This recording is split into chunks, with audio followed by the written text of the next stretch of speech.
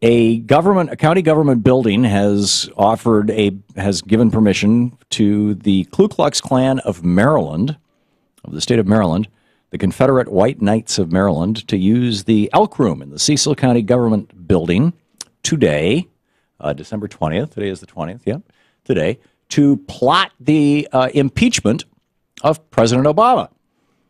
And so I thought, well, that's interesting.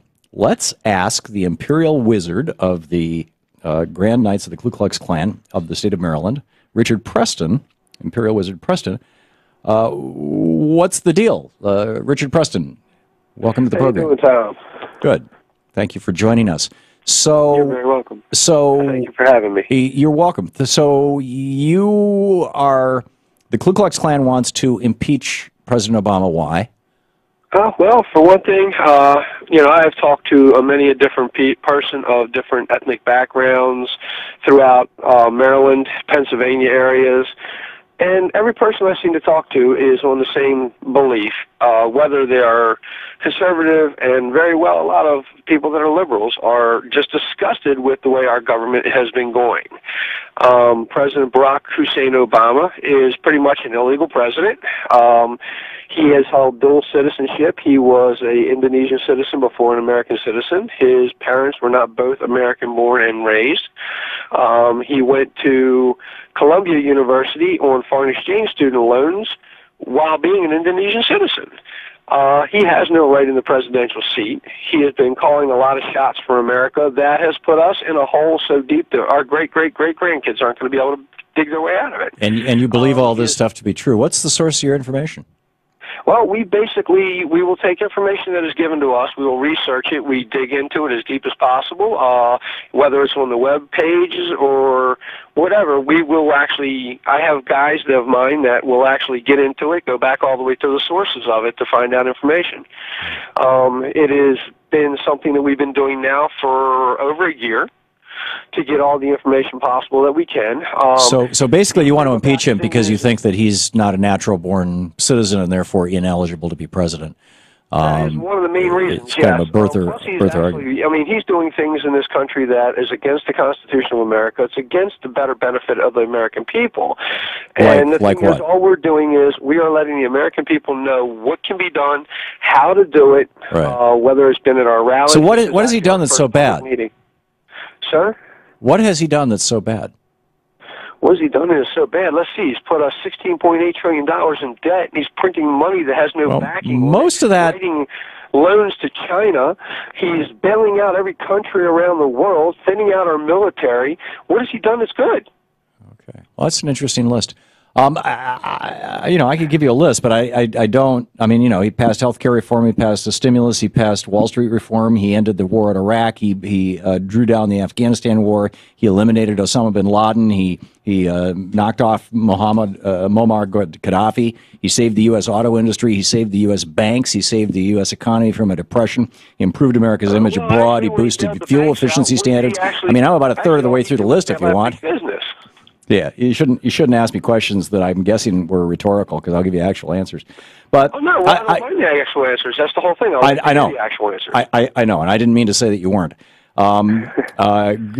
Grand Wizard Preston, do you get that the symbology and even the name, I mean, the Ku Klux Klan, that you're associating yourself with has been associated with the murder of people over the years, that there are people who when they see you dressed like a Klans member are frightened, that they recall. I mean, that the Klan is an organization that has a long history of torture and murder. Why would you associate yourself like that? Why not create it? If you don't think the president's a legitimate president, why not start a new group that impeach the president because he's not because his dad is from Kenya or something? Well, there's a whole lot of different features here. For one thing, as many bad things as the Klan has done, it's actually done a lot of very good things, too.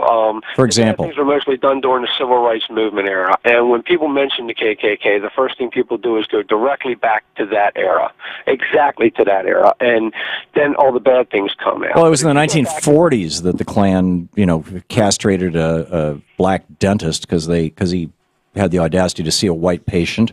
I mean, it was there's I could give you some some pretty curl your hair stories too as well. I mean, like I said, March 3rd, 1921. J.L. Cockrell was actually he was the guy who was castrated by the Klan. Okay. Freddie Walker was killed in the 30s in Fort Worth, Texas.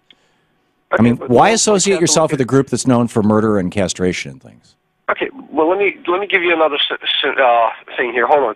If you look at it this way, would you condemn the entire Catholic religion because a couple of priests have had sex with young boys? No, you wouldn't. So please don't condemn the entire organization of the Ku Klux Klan because of idiocy and violent points of some people who took things to an extremity that should not have happened. We're not saying that bad things haven't happened. But the core of the Catholic Church isn't about having sex with kids. The core of the Catholic Church is a very different thing. The core of the Ku Klux Klan is racial separation, and this murder of people of other races and castrations and things, those were simply part of that mechanism of racial separation. It was done by people who were extremists, though. It was not done by everybody in the organization. The orders were not given down from somebody high up, and it was people just doing extreme things. And it happens in life, period. The Klan is not about violence. They're not trying to be violent. You mean anymore? They are a separatist organization. Yes, they are. They do believe that the races should not mix. They do believe that we would like to be separate from the other races. But we're not knocking the other races. We're not against the other races. If a black man works 40 hours a week, pays his taxes, and raises his family in a decent atmosphere, we don't have a problem with him. But if another black man wants to sell his wife on one corner and drugs on the other, yes, we have a problem with that. Would you have a problem with a white man doing that? Huh? Would you have a problem with a white man doing that? Yes, I would. And would you go out and tar and feather him or lynch him or castrate him for it? No. I mean, I don't see a history of the Klan going against white people who were not behaving well.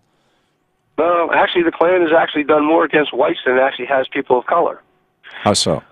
You just didn't hear about those. That's the whole thing. For example?